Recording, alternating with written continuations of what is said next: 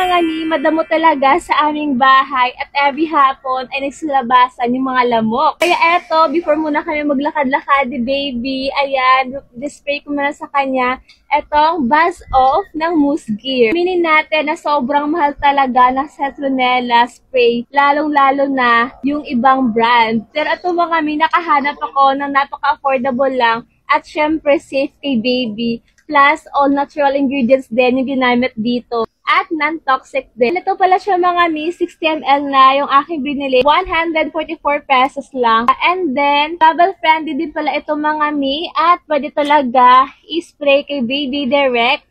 Or akin talaga nilalagay is pinaspray ko sa aking kamay.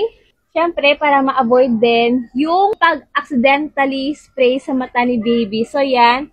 Ilagay ko muna sa aking kamay and then pinapahid ko sa damit at saka sa balat ni baby. O, diba? Safe na safe talaga tayo mga mi at babay kagat ng lamok pag ito yung spray nyo kay baby. Want this mga mi na sobrang ganda at napaka-affordable na citronella spray.